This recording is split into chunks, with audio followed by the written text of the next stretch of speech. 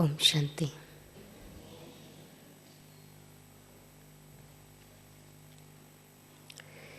In Madhuban, we have an opportunity to do many things, to process many things.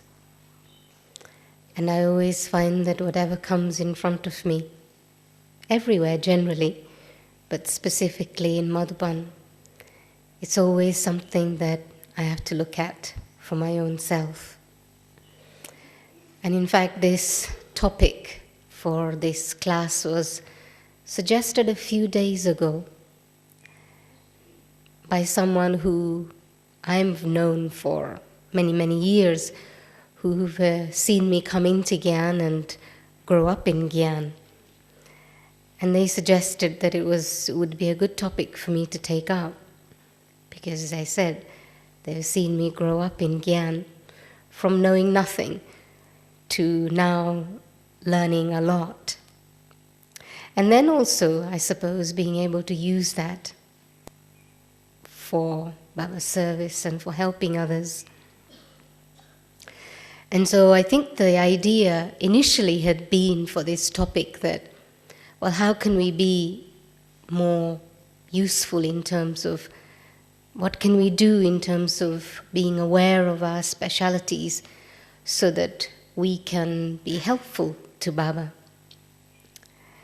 And today when I started to think about the subject, actually I began to think about it in a very different way.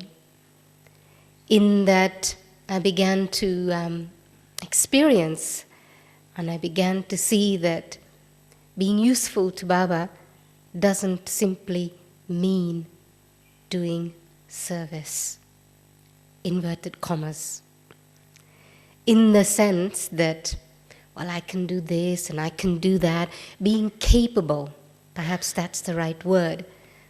Being useful to Baba doesn't necessarily simply mean being capable or realizing your capabilities, your abilities. Because we have many capabilities, many abilities in terms of what we can do practically. Being aware of our specialities. And yes, of course, that in itself is a whole journey that we begin to embark upon as soon as we embark on the field of service. What am I good at? What can I do? What can I not do? How good I am at something, or how interested I am in doing something is such an important thing. Sometimes we have an attraction of doing something, a specific task or a role, and sometimes we feel that we don't have the capabilities that are required to play a specific role. So all of that is one aspect of being useful to God. And definitely for me, in that area, in that aspect of being useful to God, what I have found extremely helpful is that none of us come with any of the talents actually that Baba wants. The way in which Baba wants the talents and specialities, none of us have them when we come to Baba. We might be experiencing a worldly sense, but actually, by using simply that on its own, isn't necessarily going to allow me to be successful in service. What I mean by that is, I don't know, let's say I am logically trained at facilitating groups or workshops. It's something that many of us get involved in doing. So I can be very good at facilitating workshops here, either in Brahmin family or in public talks or whatever, right? Is it enough? Is it enough to just logically know how to manage people? I don't think so. It'll work for a while. You will enjoy doing it for a while, but unless you bring the element of spirituality in what you do, you cannot become successful in the service that you do. Let's say, so I have the talent of facilitating and I'm useful to Baba for that reason, because I'm very good at taking up a subject and dissecting it and, stimulating other people's intellects. But there's two ways of doing it.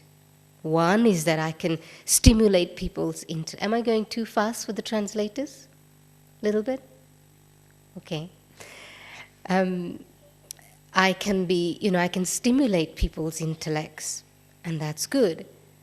But unless I bring the element of spirituality, firstly, initially, in my own self, through my ability to be soul conscious, through my ability to be with Baba as I do service, people will not be served spiritually.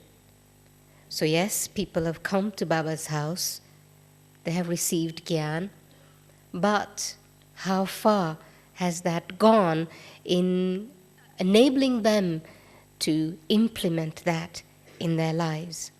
So on the one hand, on the surface, it seems like I'm useful to Baba. I can do a lot of things. I can keep myself busy at weekends, in the evenings, teaching and facilitating and all of these kinds of things. So to me, to my clever intellect, I'm very good. I'm very useful.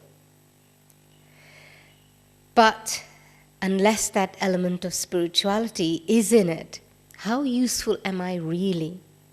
Was Baba able to work through me? Were others able to feel God's presence through my words? Were others inspired to create a spiritual lifestyle for themselves through my own sharing, through my own my own ability to bring spirituality home to them? Do you see what I'm trying to say? And this distinction I'm trying to make between having the ability to do something and then having the ability to allow God to use me. And so when today I started to think about this subject, I didn't focus too much on that, because we're very good at that, aren't we? We're very good at physically doing things, even tasks. If something needs to be done physically, we can be in there and get on with it and achieve something. I've performed a task, whatever it might be, that task. But, excuse me, I was thinking about it in a different way, in the sense that to be useful to God, what does it really mean? To me, it means that whenever Baba wants to use me, however Baba wants to use me, to whatever extent Baba wants to use me, to do whatever he wants to do, I am ready and available. And it's not just a question of saying, okay, here I am, Baba, use me. And that isn't going to be enough, because a workman, a carpenter, or anybody who wants to use different tools, different tools perform different tasks. And that tool has to be ready to be applied for the task that it needs to be available for. You can't just have one tool, and physically you can't have just one tool and it's not going to be able to do every task. But yet the beauty and the uniqueness about the soul, about the children of God, about an intellect that is open to receive God's guidance, or an intellect that is available to be a tool for God, can do anything, anytime, any place, anywhere. And if I want to become such a tool for God, if I want to be useful in that way, then I need to do a certain amount of work to become that tool. And I suppose the best example for that is, guess who? No prizes for guessing.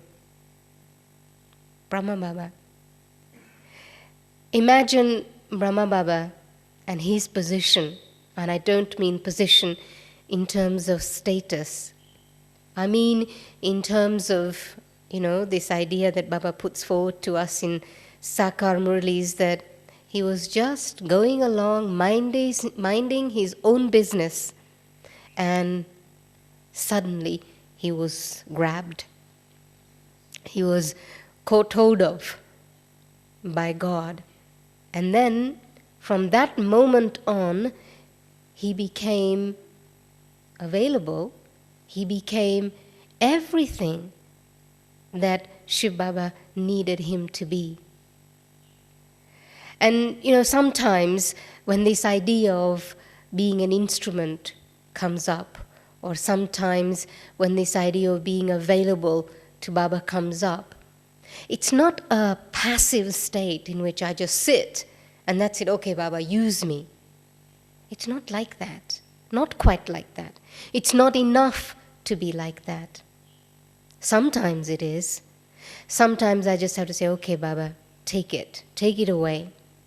And I have the experience of that when really you find yourself in a situation where you have absolutely no idea what to do. You didn't prepare to get to that situation, but here you are suddenly in this situation and you don't know what to do, how to do it, and where to proceed in this particular situation. So you say, okay, Baba, I really don't know what to do here. You better help me. You do something. And something happens, and he does. Either someone comes along to guide you to say, okay, do it like this, like this, like this, or you have a touching and you know exactly what to do at that moment in time.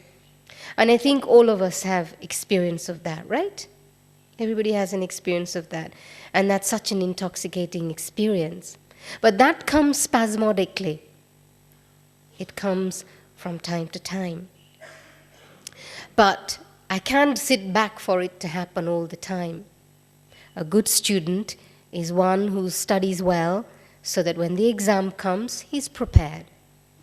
A good tool is a tool that's sharpened on a regular basis so that when the carpenter wants to use the tool, it's ready, it's hanging there, but it's sharp so that it can be used at that moment in time. If you just keep the tool, it's not going to work. It'll go rusty, you won't know where it is, or any of those things. And so there's a certain amount of work that we have to do. But I think that the work is not so difficult and complicated. It's not work that I have to sit and rack my brains with to say, well, what shall I do and how should I do it and all of that. As I said, Brahma Baba instantly, first thing that Brahma Baba did, what did he do when Shiv Baba entered the body of Brahma?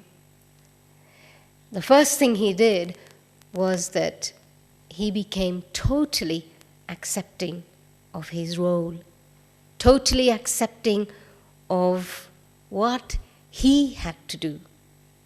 And that was simply to be out of the picture. In the sense that first thing that Brahma Baba had to do, imagine he was 60 years of age. We know that Brahma Baba was not an ordinary personality, a very clever man, very successful in the Lokik world, very experienced in many ways. He knew, he was very learned in terms of scriptures. He had a respectable position in the society. And yet here, suddenly, the good thing about the easy part for us is that there is something in front of us, in the sense that there's a piece of paper in the form of Murli telling us, an outside source, what we have to do and what we mustn't do and how we have to be. Whereas for Brahma Baba, everything was coming inside of himself, in the sense that there was nothing outside, there was no person outside of him. He wasn't able to see someone speaking and therefore hearing another voice except the voice that was coming from his own mouth, a voice that was coming from his own lips. A tool that was being used in his case was also the tool of his own intellect, that Shiv Baba was using to express himself. And yet he had to, or he did, very easily and naturally separate what was him and what was Shiv Baba. And this is quite an amazing thing when you think about it. For us, it should be so easy to understand the difference between the two. And yet, our big E gets in the way. And we're not able to differentiate between what is my idea and what is an idea that comes from Baba. And so, Brahma Baba instantly putting aside himself by accepting that he was an instrument for Shiv Baba.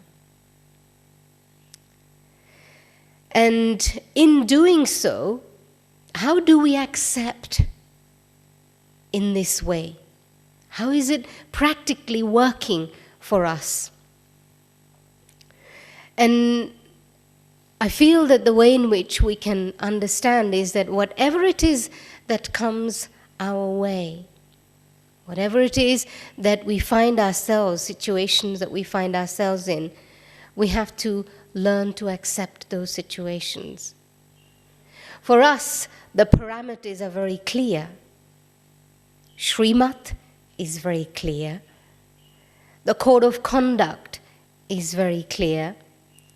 When I stay within the parameters of Srimat, when I stay within the code of conduct and the discipline that is set out for me, then I am in Baba's orbit, so to speak.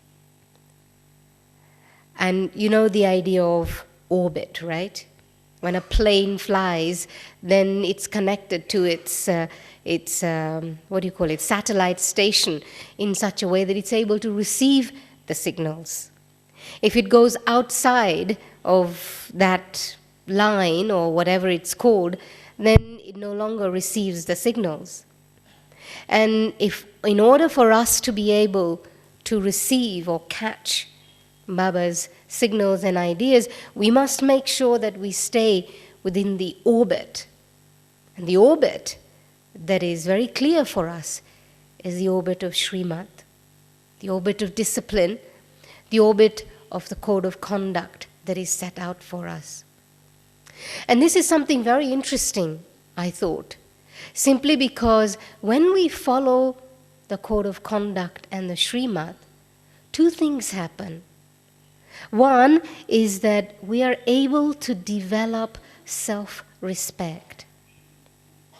You know, I cannot be useful for Baba if I don't have self-respect. Why is that? Because, lack of self-respect or inferiority complex, in the sense that I'm no good, I can't do this, I don't know how to do it, all of this is actually an inverted form of ego and self-centeredness. When I do this, or when I develop this kind of consciousness, then actually here's Baba knocking away at my door saying, hey, open the door, I'm here, you open the door. And I say, no, the door is very locked, very tightly locked. There's Baba knocking at my door. Open, open, I'm going to show you, I'm going to teach you, I'm going to guide you. And I say, no, I don't want to learn. No, I don't want to know how to do this. And I'm so caught up inside myself that Baba can't use me. Baba wants to use me. He can see through what is on the surface and he can say, this one, you, I'm going to use you. You are useful for me. I can see the potential of what you can do.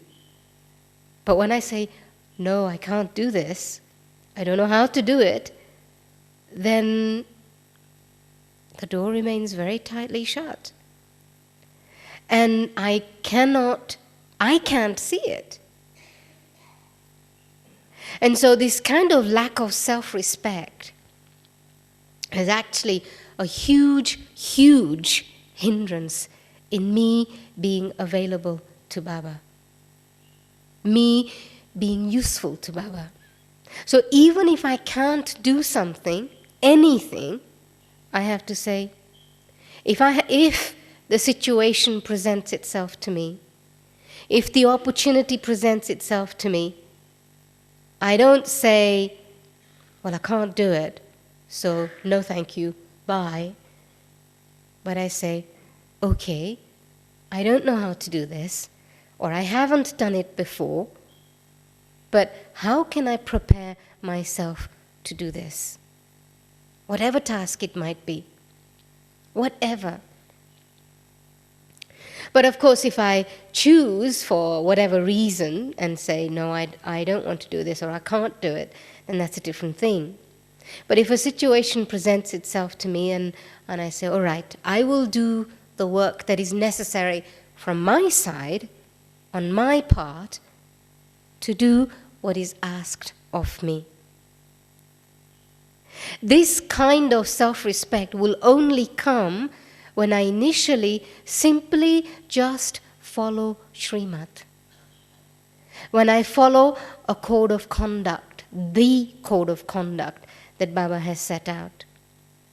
Because then I begin to see through my practice of soul consciousness, through my surrender to God, through my ability and my practice of being in connection with Baba, I can see my potential. I can cut through what is on the surface, my own self. It's not enough for Baba to cut through for me what is on the surface and see what is beyond. But I have to do my own work of seeing my limitations that are on the surface and be able to see beyond what is on the surface. I have to do that work myself. And it's not hard work. It's not difficult work. But it's just the work of simply making the preparations. And so, first thing is to be able to develop this self-respect by following Srimad, following the code of conduct, and by simply saying yes. And that is by simply being available. Another reason why I thought that it wasn't enough to just, see the capabilities as being available or being useful to God was because what happens sometimes is that I have certain things to do, and for whatever reason, because of Lokik responsibilities or Lokik studies or whatever the reason might be, or I have a household and the things that I have to do, and I've got lots of things to do that I need to do as a responsibility or duty or Lokik commitment, and then at the end of it, I kind of have half an hour left in the day. Or perhaps 2 hours left in the weekend, and I say, well, okay, I've got 2 hours left, and I'll make these 2 hours available for service. Well, I don't think that's quite being useful to God. Because I've decided what I can do, how much I can do, and what I can do, and then I say, okay, then this is, within that, I tell the sisters in the center, well, I can do this, and I can do that, and I can do this, and I can't do this, this, and this. What I'm really saying is I won't do this, this, and this. Not I can't do this, this, and this. And so, am I really useful? But when I can say, okay, I'm available and I would like to do service and I'm prepared to do whatever is necessary. I have these commitments, but I'm prepared to make the time, certain amount of time. Please tell me. I'm happy to do whatever is necessary. And so I am being open and I am saying, okay, I will do whatever is necessary, instead of saying, I can do this much at this time, in this way, and to this extent. This is not really being useful to God. This is doing service conveniently, like a bhagat, that goes to the temple to worship and carry out his rituals and feels happy that he's done his 20 minutes of worship every day. He's content. And we can do service in the same way too, saying, well, okay, I've done my little bit and I'm okay. I've fulfilled the fourth subject of the 4 subjects of Raj Yoga. And yeah, I can, and everybody's happy to some extent and I'm content. And that really is not sufficient in terms of being useful to God, being useful to Baba. And so coming back to this whole thing of being useful to Baba at any time, any place, anywhere, the preparation of building self-respect, and also the other side of self-respect is being humble. To make sure that that self-respect does not take on a form of ego. It's a very fine line. I know I can do it, and I can do it in this, and this way. And I've lost that potential, that ability where I can say, okay, Baba, show me. Come with me. Be with me. Stay with me. Then, actually, I've allowed Baba to work through me. The experience that I find quite often fascinating is where, especially in situations like this, where you have to go to give a talk. And this applies on all levels, I think. It's not just in terms of giving lectures and talks and classes and whatever. It's not something that I do a huge amount, a fair amount, but not a huge amount. But I found over this period of time that I kind of do the work of, having a framework for myself. But if I go to a place, having set out very clearly for myself, I'm going to do this, this, this, and this, and this, I'm going to say this, and I'm going to say that, and I'm going to say the other. Every time I do that, I will go into the situation, and somehow something happens to throw everything out, and I have to come up with something different. But what I have learned to do is where, okay, I have a framework, but go into a group of people and feel the pulse, in the sense that, okay, what do I need? How do I need to be? I don't plan out from A, B, C to Z, because when I do that, I feel so claustrophobic and confined, and I think, wow, it's like too structured. And so what I feel is going to help me is, okay, to be connected, to make sure that I stay connected with Baba, so that whatever souls need, whatever it is that Baba wants to give, is something that is possible. It's possible for that to happen. But if I'm too structured, too tight in my thinking, then I cannot allow that to happen. I have decided. And so this is where the humility part comes in where I say to Baba, okay, Baba, you show me. you teach me, and you guide me. And this really is the preparation that I need to make in order to allow my intellect. And so what happens is that I also use my intellect. The intellect becomes sharp. The whole idea of being within the orbit of Baba also means that I am constantly in the process of using Gyan. If I don't use Gyan in my life enough, then my intellect isn't going to be clear enough. My intellect isn't going to be in tune. When I find myself in a situation where I need to apply, then I will be at a loss. If Gyan isn't constantly in my intellect, then even if Baba is knocking on the door, I can't pick up the signals. I won't be able to know what it is that I have to do. Gyan prepares the intellect so that the intellect is ready to receive the signals from Baba. Imagine the work that Brahma Baba had to do.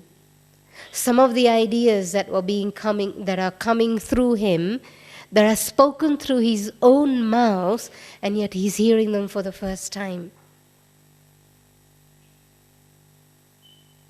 It's actually quite a fascinating process that was happening in Brahma Baba's intellect, in his own mind, as knowledge was being revealed through him. He had to process what Baba was saying himself to be able, when it comes out through his mouth, he identifies with it and everybody else identifies with it too. And that's why it's important to have processed knowledge. Somebody said to me some time ago, in fact it was not a Brahmin, it was a contact soul. She said to me, "Do you write?" And I didn't quite understand what she meant to begin with. She said, do you write your experiences? And I said, "No, I don't." And she was a little bit baffled to begin with. And then she said to me, "Well, how do you process Gyan? How do you process?" She didn't use the word Gyan, of course, but she knows quite a lot of Gyan. But she said, "So how do you process your experiences?" And actually I found that quite interesting. I never really looked at it in that way. And I'm in a fortunate situation where I have the opportunity to share Gyan every day. And so as she was asking me that question, I realized that I process knowledge or my experiences, I process Gyan through sharing it with other people. And it's such an important thing to do. Because experiences come and you lose them otherwise. Your own experiences also become a way and a method through which Baba communicates with you, and then in turn you communicate with others. And then Baba also communicates to others through you. It's important to process our experiences. So the work that I have to do on my own self is to sharpen my intellect through staying within the orbit, through developing self-respect, through constantly being in connection or being connected with knowledge, so that I'm not becoming passive. Gyan is not about being passive. Look at Dadi Janki. At the age of 90, her intellect is like a 16-year-old. She never becomes passive. She applies her intellect incredibly powerfully and incredibly well and incredibly successfully. And therefore, she uses her intellect to discriminate between right and wrong, between good and bad, between sin and charity. Our intellect must have the ability to do this. So that when I do the right thing, when I do the good thing, when I do the charitable thing, this is when my intellect is appropriate for Baba to use. If my intellect is not thinking in the right way, Baba can't use it. And so the sharpness of the intellect is absolutely essential. And then, again, Brahma Baba's example is incredible in that as soon as Shiv Baba entered Brahma Baba, an ordinary person, Brahma Baba became Prajapita, the father of the people. He accepted his role as the father of the people, that every soul that came in front of him, his vision was absolutely equal towards everyone. So that when souls came in front of him, when Shiv Baba had that vision of love and equality towards them, it was able to, Brahma Baba did not become an obstacle, if you like, for those people to cut through, or for Shiv Baba to cut through to give other people an experience of him, of them being the children of God. Is that clear? If Brahma Baba didn't accept his role as the father of the people, if he considered himself an ordinary person, then what would have happened is that, he would see the external, he would become biased in his opinion, he would become judgmental, and then Shiv Baba wouldn't be able to work through him. But Brahma Baba accepted his role as the father of the people, and all souls became his children. But Shiv Baba was very clever in doing that. He had to make Brahma Baba the father of the people, so that when Brahma Baba becomes the father, Shiv Baba is also able to play his role of being the father through Brahma. So that everybody feels that they're the children of God through the medium of Brahma Baba. And actually my experience is exactly the same with Dadi Gulzar too. Of course, Dadi Gulzar doesn't think that she's the father of the people or the mother of the people, but Dadi Gulzar's dharana, incredible dharana of being constantly neutral. And having had the fortune of being with her so much, that I have seen her do this. I have seen her being neutral with everyone. I've seen her deal with situations where two people, one a senior, one a junior, there's stuff going on between the two.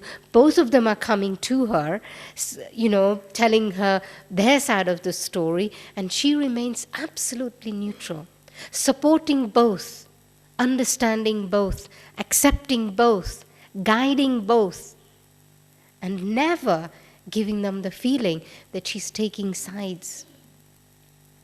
And that's why, even when people come in front of Avyak Bap Dada, people don't have the feeling that Dadi Gulzar is in between. And yet it's very different from the time when people were experiencing Shiv Baba through Brahma Baba, and now people experience Bap Dada through Dadi Gulzar. Incredibly different.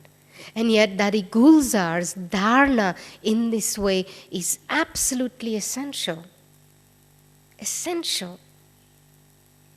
So just imagine the dharana that we have to have if souls are going to experience God through us.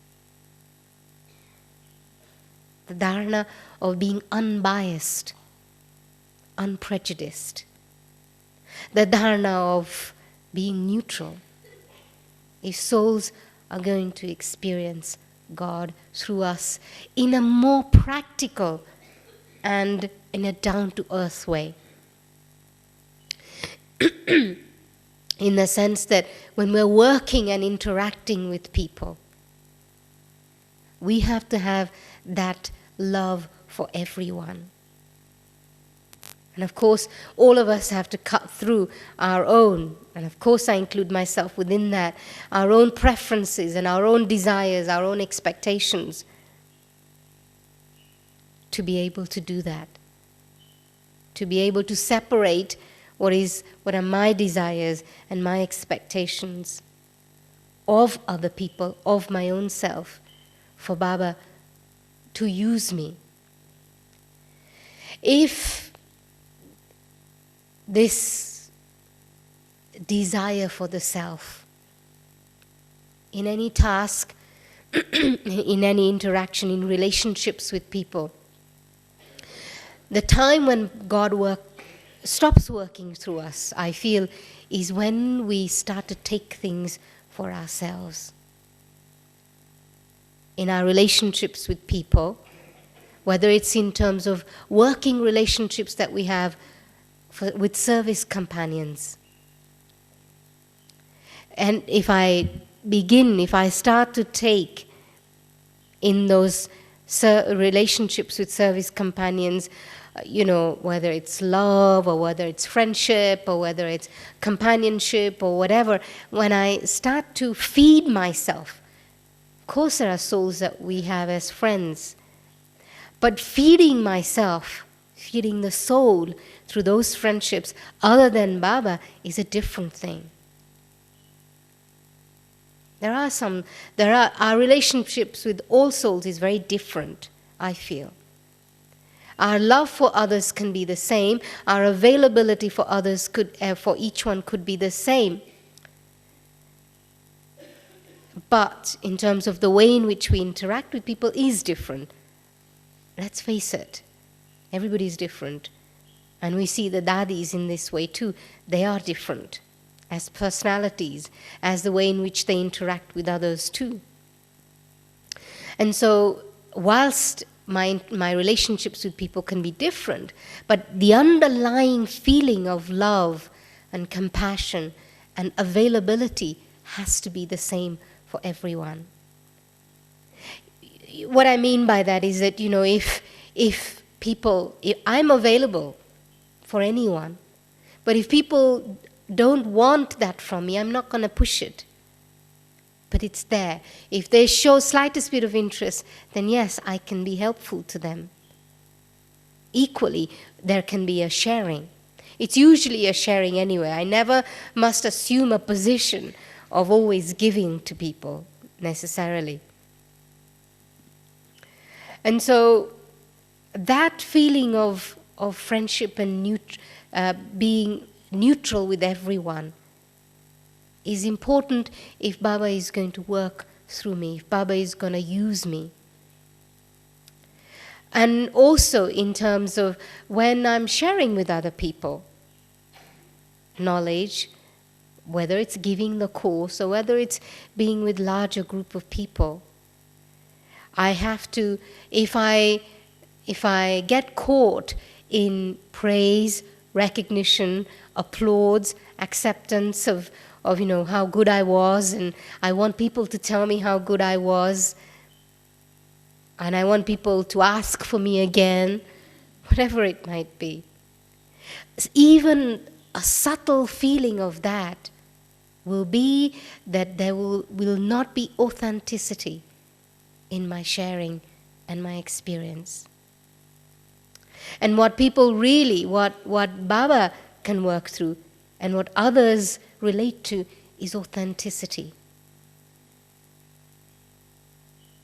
Being who you are, being what you are, being where you are in your journey. If you try to be anything other than that, then actually the words sound good, but something is missing. People don't feel the strength and the power of those words. And the way I find it very helpful to stay clean always And this is the only way I can express it, to always stay clean with whatever you do. The moment you've done something, when you've finished a task, drop it. You walk out of this room from here, or you've done something, you walk out of here, and that scene is finished. To let the slate of your mind always be clean and clear. Not to carry perceptions and positions of certain things with yourself. Comparing, competing, looking at others, all of these things pull me outside of myself and do not allow me to stay clean inside. Do you know what I mean? In the sense that you walk into a place and you don't carry any, messages, if you like. You don't carry any influences with you. This way, you are able to be free. This way, you're able to write on a slate that is clean. And it's extremely helpful to you, and it's actually helpful to other people. If you carry anything with you, people pick it up again. And the discrepancy confuses people. The words sound good, but I don't know if I can do this. It's all right for her, but it's not all right for me. This kind of confusion does not help people, because what happened is that Baba wasn't present. Baba wasn't there with you. It's got the title of doing service, but it didn't carry the impact that any godly service is supposed to carry. And that is to bring others close to God. It's supposed to bring you close to God too. And if it doesn't do that, and it doesn't do it simply because I had other agendas. If I have other agendas in what I do for whatever reason, whether it's pleasing one particular individual, whether it's a particular individual that's in front of me, or whether it's pleasing my senior or pleasing someone else, then the agenda is not the right agenda. The agenda is not of allowing others to experience God, for myself to experience God. And so being useful to God is very easy in that sense. And the biggest thing that I have to let go of is this language that Baba uses, is the consciousness of I. And actually, one easy way to describe the consciousness of I is selfishness. How in subtle ways we become selfish.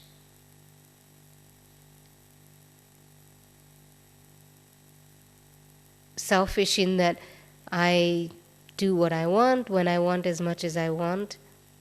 I do it because I want to do it, but not because it's needed to be done. This is extremely subtle, extremely, extremely subtle. That so often we do things because we want to do them, not because they're needed to be done. And when I am available to do what is needed, then actually it is not possible that when I need something, when I need Baba to be there for me, he's not there. It's not possible. He won't be there. And so I like the idea of being a tool, and the tool is my intellect. The tools are my time, my availability, my body, my breath, all of these different aspects. When I just make them available to God as and when necessary, then actually I learned so much. When I came to Baba, I knew nothing. I was totally inexperienced. But right from the beginning, I was aware that I had chosen this life. In the beginning, I felt that I had chosen this Brahmin life, and so I had to make it work. And that I wanted to do something. But the second aspect of this I wanted to do something was that whenever I was asked to do something, I will never say no. And that's why I ended up doing things that I had never ever done before, and I would never have done had I not always said yes. In some amazing ways, if you like. To the extent that when I was working with some Lokik people as service, Lokik people would offer me jobs. And they would say, "Here, do you want to work for me?" And I would say to them, "You'd never be able to afford what I get paid here." With the Brahma Kumaris, of course. With God, would anybody be able to afford BKs? They can't, because they can never pay you what God pays you. And so it's just been such a growing experience. And I found that that all the opportunities that I had come my way, it was as if Baba, drama, specially created them for me to keep me entertained, because I get bored very easily. And so every now and again, there'd be something new, something different, a new project, something new to get involved in. And from the major service projects, always my feeling is that Baba created for me to keep me entertained, to keep me busy. But I always had to just say, okay. Otherwise I would have got stuck, and I would have never learned and grown. Grown in terms of spiritually, but grown in terms of dealing with Lokik people, Lokik situations that I had never dealt with before. So, the essence, just to be available. Always say yes. Always keep yourself clean. To be neutral, to be non-judgmental towards people, so that when the opportunity presents itself in front of them through you to take from God, then they're able to see that opportunity and accept it and receive it. Otherwise, they miss out, you miss out. God will find anybody. You know, Baba has how many children? 800,000 Brahmins, 750,000 Brahmins, whatever it might be. But do you think everybody is useful to Baba? I don't think so. So the next question would be, I have to ask myself, am I useful to God? If not, or to what percentage am I useful? And if I'm not, what do I have to do personally to become useful?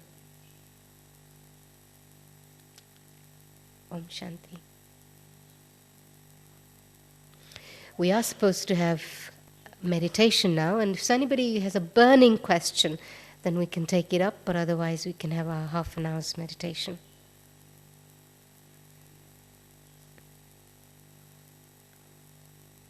No?